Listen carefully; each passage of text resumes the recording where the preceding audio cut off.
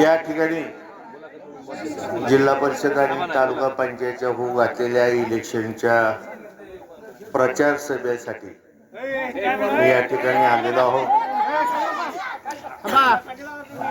तुमचे आमचे सगळ्यांचे जिल्हा परिषद गटातले आणि पंचायत समिती गणातले उमेदवार दीदी आणि सगळे त्यांचे दोन सहकारी यांना मी आशीर्वाद दिलाय, तुम्ही द्या। मामाच्या आणि माझ्या राजकारणाची सुरुवात मला वाटतं रायगावातनं झाली। त्याचे भुमरे सर साक्षीदार आहेत। आज कुणी काही टीका टिप्पणी करेल की विरोधक होते एकत्र आले आमचं, आमचं काय बांधा शेजारी बांध नाही, आमचं काय देणं घेणं नाही।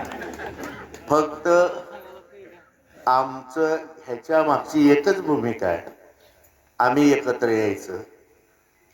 कारण रानामध्ये जशी घाण तण उगवतं गाजर गवत ही, तसं हे तालुक्यात घाण उगवलेली काय आम्ही दोघं पंप आहेत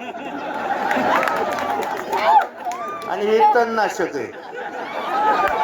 जर हे चांगलं तुम्हाला जर रान करायचं असेल तर हे सगळं तणनाशक मारण्यासाठी दीदीला निवडून द्या। मी वडिलांसारखं तिच्या पाठीशी उभा आहे।